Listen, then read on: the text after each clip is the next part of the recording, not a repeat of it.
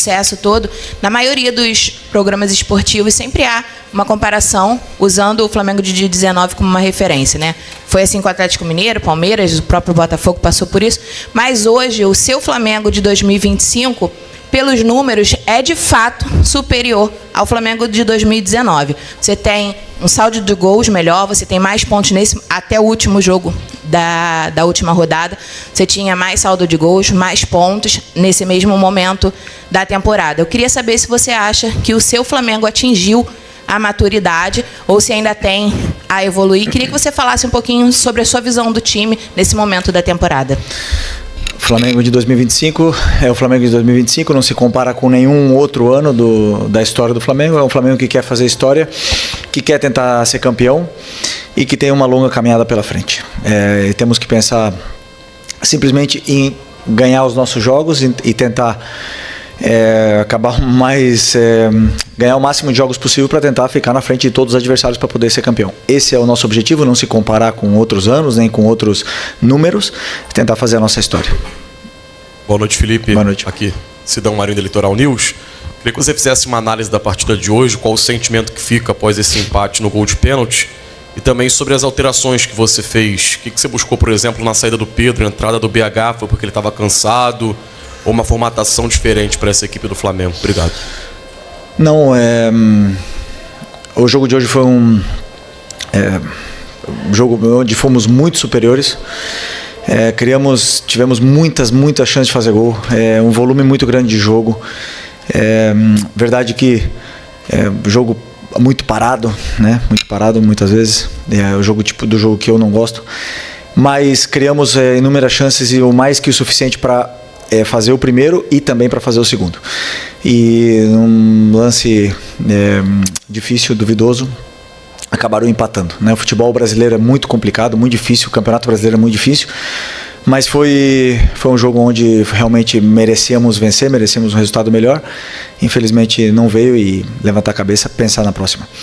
Sobre as alterações, o Pedro, já estávamos no momento do jogo que eu sentia que o time estava indo para trás, o adversário estava nos pressionando mais, tanto com bola e tanto sem bola, então precisávamos de velocidade, pressão.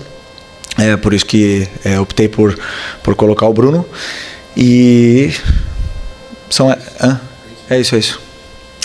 Ok. Oi, Felipe, boa noite. Boa noite. A torcida no intervalo xingou muito o árbitro. E eu sei que é a sua postura de não reclamar de arbitragem. Mas a gente sente no time do Flamengo que não tem um jogador, que seja o capitão hoje, que é o Arrascaeta, que vá no árbitro. Falta isso ao time do Flamengo? Existe alguma orientação para os jogadores não irem no árbitro, mesmo em lances que nitidamente a arbitragem errou, como num carrinho do Kahneman, me parece, né, do De La Cruz, que nem falta ele marcou, enquanto ele dá um cartão amarelo para o Léo Ortiz? Não, os jogadores eles falam com o árbitro, só que eles estão tão concentrados em vencer, não é o trabalho deles ir lá brigar com o juiz e ficar reclamando toda hora. Quem tem que fazer o trabalho dele é o juiz, que tem que apitar o que tem que apitar, né? O que eu sinto realmente é que o que eu gostaria que colocassem um jogo para o árbitro e corrigissem o que ele faz também, que ele assistisse, que ele revesse o jogo, as coisas que eles erram, que eu não tenho muita dúvida se eles fazem isso, e os erros se repetem, os critérios não se corrigem, os erros se repetem, o jogo fica picotado, chato, 500 mil faltas que não são e critério zero. Isso me decepciona muito, porque o que nós queremos o que nós mais queremos é isso, não se preocupar com o árbitro, não se preocupar com o juiz, pensar simplesmente no jogo. Felipe, Raíza Simplício aqui da Gol Brasil e da revista Placar. Eu queria te perguntar sobre o De La Cruz, né? Ele voltou, já estava à disposição, mas hoje jogando como titular, participou bastante do jogo.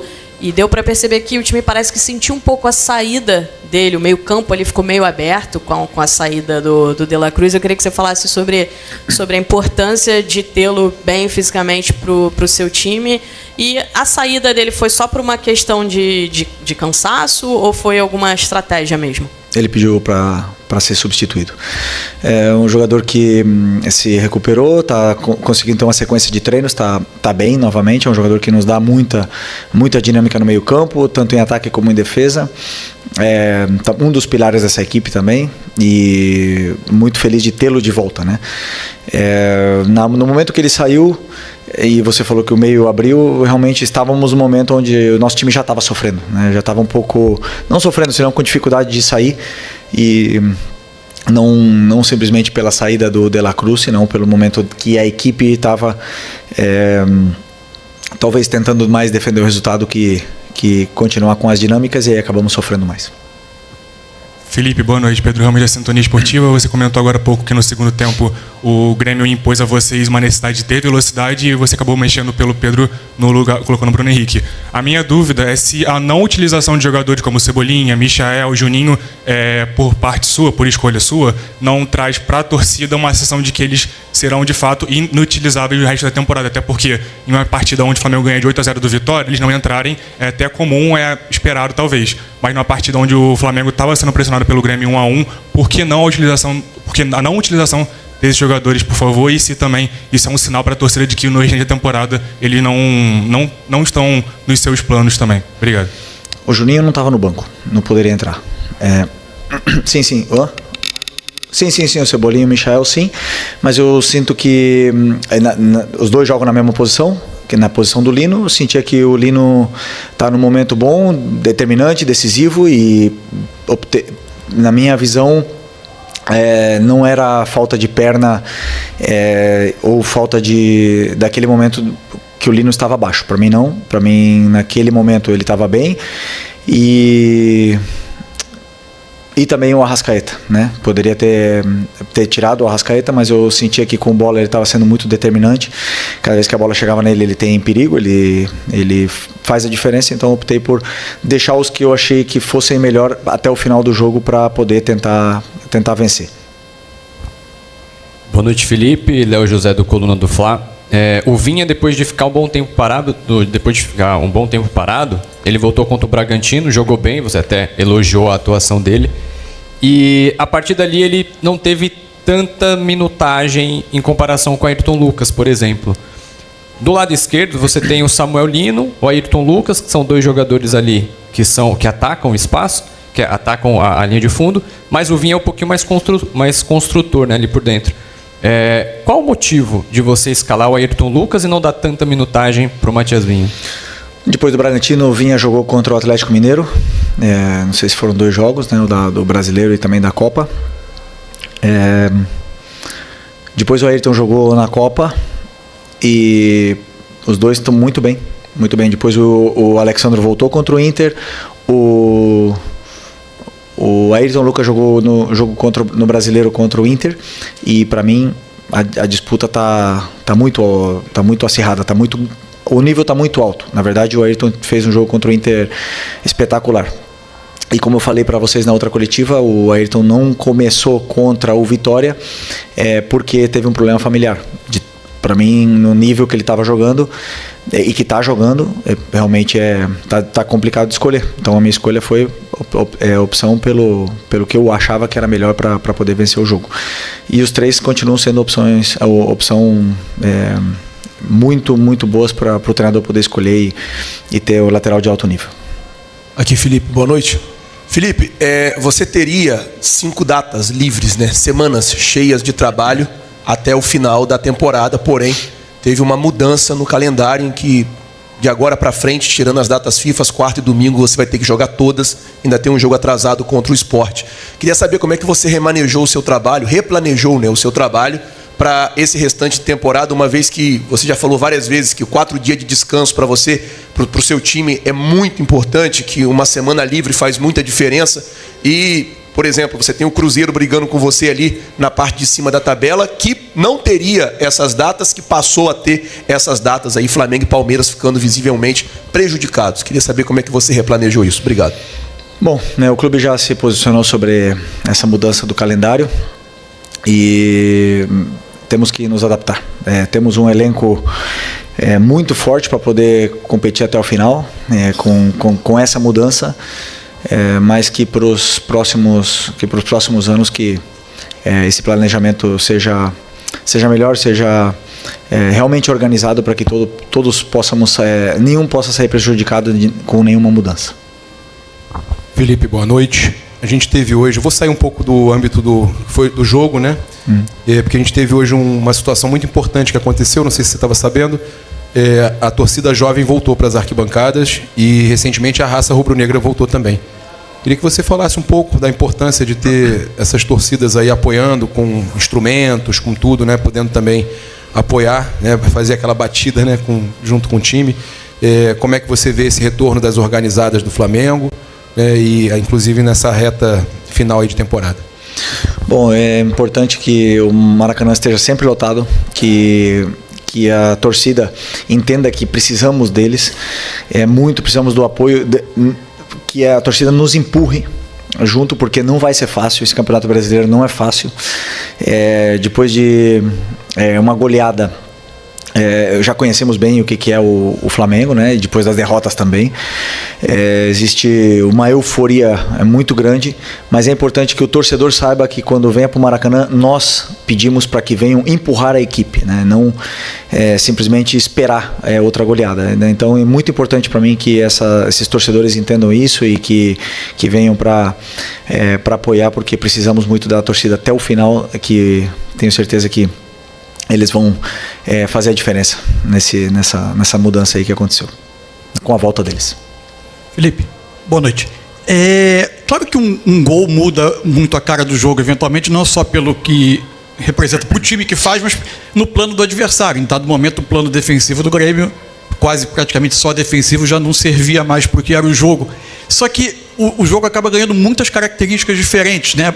Como é se reprogramar dentro de campo para jogos diferentes que existem dentro de um jogo? Por exemplo, era o tempo todo o jogador do Flamengo provavelmente sabendo que era um jogo que ele retomava a posse de bola, enfrentava uma defesa fechada, um adversário que saía de trás mais com bola longa, saltando a pressão do Flamengo, e de repente o adversário está tentando ficar um pouco mais com a bola, com o Cristaldo, com o Pavão, com o Aravena, tentando ficar um pouco mais com a bola, e aí você precisa tentar pressionar. A sua saída de bola, que não era pressionada, de repente passa a ser pressionada desde o tiro de meta. É difícil passar de um jogo a outro dentro do jogo, e por isso você acha isso é parte do desafio naquela parte final do jogo, que o Flamengo, com a vantagem, teve um pouco mais de dificuldade para gerir o jogo? Não, eu sinto que o Grêmio, a única forma que o Grêmio tinha ou escolheu para tentar machucar a nossa equipe foi com lançamentos em profundidade, na qual controlamos bem quase todas, né? Até mesmo a do pênalti do Ayrton, não ia acontecer nada. Foi uma bola que ia para trás no pé do nosso jogador. Então não estavam machucando. Mesmo com essas mudanças e com a forma de jogar, eu não lembro de ter um chute no gol do Rossi, assim, sinceramente. E nós com bola estávamos com mais facilidades ainda, com exceção do tiro de meta, que é verdade que eles subiram as linhas e pressionaram mais. O tiro de meta é uma bola parada, mas depois, conforme nós tínhamos a bola e o controle, os jogadores estavam até tendo mais facilidade para poder criar jogo e chegar na área do Grêmio com mais facilidade. Depois as escolhas não estavam sendo as melhores e acabava partindo um pouco a equipe, e esse de volta começou a acontecer e não nos favorecia, né? E principalmente com esses lançamentos em profundidade que o Grêmio escolheu para tentar machucar a gente. Então, como eu falei, com a construção em si, não estavam machucando muito a nossa equipe, mas sabíamos de todas, treinamos todas as fases, treinamos também a equipe defender em bloco baixo. E até, como eu falei, não lembro da equipe ter sofrido, mas uma fatalidade, aconteceu o pênalti, que foi a única chance que eles tiveram, e com isso o empate. Felipe, boa noite. Eric Viana, do Mundo Bola Flamengo. Depois da goleada contra o Vitória por 8-0, você disse que mesmo numa goleada, toda a partida indica pontos que se possa melhorar e evoluir, enfim. E agora o Flamengo encerra com esse empate aí, a parte pré-data FIFA da temporada, vai ter uma pausa agora. E a minha pergunta é o que fica para melhorar, o que você pode analisar dessa partida que o Flamengo precisa melhorar para a volta da data FIFA, trabalhar bem para voltar mais forte aí da data FIFA. Obrigado. A partir de amanhã começarei a analisar o que foi o nosso jogo, E analiso e aí decido os principais pontos que nossa equipe tem que evoluir. Mas eu repito, o resultado foi 1-1, mas o jogo não diz isso. Nós fizemos muitas coisas boas, fizemos um jogo tanto defensivamente como ofensivamente muito bom, muito mais que suficiente para poder sair daqui com resultado positivo.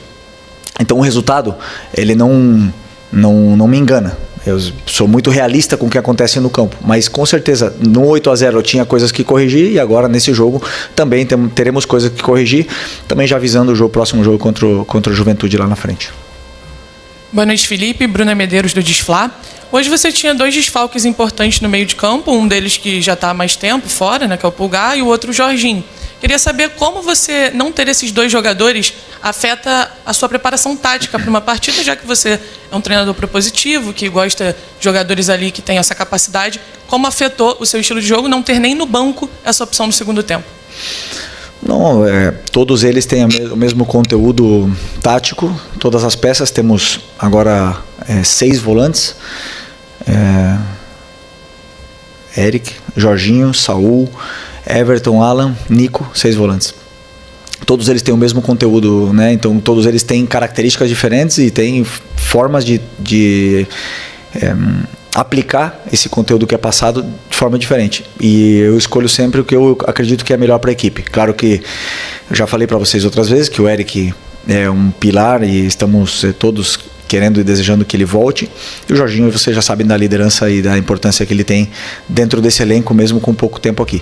Mas o time fez, os volantes que jogaram, tanto Saul como o Nico, fizeram um excelente jogo.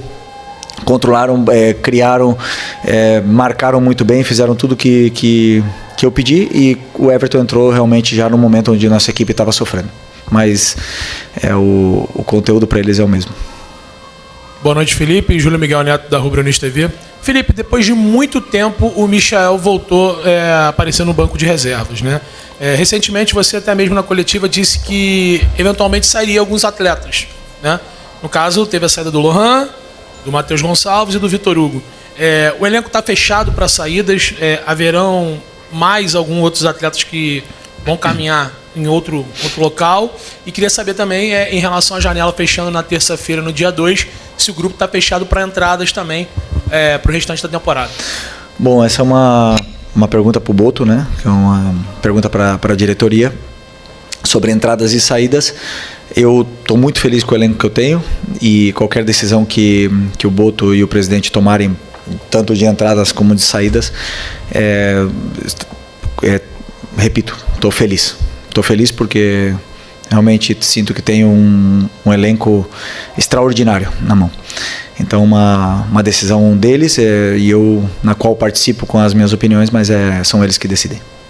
Felipe, Dani Boaventura, Flamengo TV. A gente está fazendo uma reportagem especial sobre o Lino, né? Um mês completo no clube agora, e acabou culminando numa convocação para a seleção. Então, eu queria te ouvir um pouquinho sobre essa chegada, o desempenho e o resultado disso, que acaba sendo a consequência de ir para a seleção.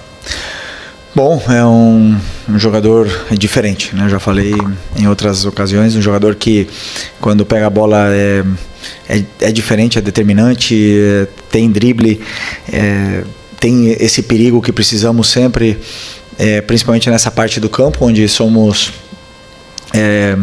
precisamos e geramos tanta vantagem, e é um jogador ainda que tenho certeza que vai evoluir muito e nos vai dar muitas alegrias. Agora foi premiado e coroado com uma convocação para a seleção merecida. Espero que ele vá, jogue no Maracanã, não na Bolívia, e que volte para cá em plenas condições para poder ajudar novamente a equipe. Okay? Boa, nação, então tá aí a coletiva do Felipe Luiz. Cara, na boa, assim como você, eu também tô muito puto da vida. Tô puto da vida com o Felipe Luiz. Que papelão ele fez hoje no Maracanã, hein? O Flamengo com a vitória ganha, com os 3 pontos garantidos, né? O time tava bem. Tem aquela velha frase: a melhor forma de você se defender do adversário é você atacando. E assim que o Flamengo tava, né? No momento que ele tira Pedro, De La Cruz e o Plata, acabou o time, né? O meio-campo ficou desconfigurado completamente. Os bicão que o Rossi dava, o zagueiro dava, o Pedro conseguia matar a bola, segurar e tocar para os seus companheiros, né? E tava de boa. Mas no momento que ele tira o Pedro, o Grêmio se despreocupou com o ataque do Flamengo, começou a avançar. E quando tirou o Plata e o De La Cruz, acabou o meio campo. O Plata estava atacando e também dando suporte na defesa, né? E no momento que ele coloca o Everton Araújo, pela fé, cara, o Everton Araújo é mesmo jogar com 10 em campo. O moleque não consegue construir nenhuma jogada, não consegue armar jogada e muito menos não consegue destruir nenhuma jogada. E quando a bola chega no pé dele, ele só consegue tocar para trás. Pô, aí tá de sacanagem mesmo chamar o adversário pro seu campo. Tá de sacanagem, cara. Pô, de verdade, mais uma vez uma vitória ganha, com os 3 pontos já se ganham, e o Flamengo jogando bem, e o Flamengo consegue levar um empate, cara. Esse empate, de verdade, mesmo que uma derrota para a nação. Bom, vou ficando por aqui. Fala o seguinte, deixa seu comentário aqui embaixo, sua opinião, tá bom? O que você achou desse jogo? O que você achou da mexida do Filipe Luís? E se você não é inscrito ao nosso canal, se inscreva ao nosso canal, tá bom? Porque todos os dias eu tô colocando notícia do Flamengo aqui. Apareceu qualquer notícia na mídia do Flamengo, eu vou trazer aqui pro nosso canal. Então, se você quer ficar bem atualizado, se inscreva, ative o sininho, tá bom? Para você ficar bem atento às notícias do Mengão. Outra coisa, te peço na humildade, por gentileza, deixa um like aqui nesse vídeo para você ajudar o nosso canal. Seu like vai ajudar muito mesmo, tá bom? Não esqueça de se inscrever. Um forte abraço, que Deus o abençoe.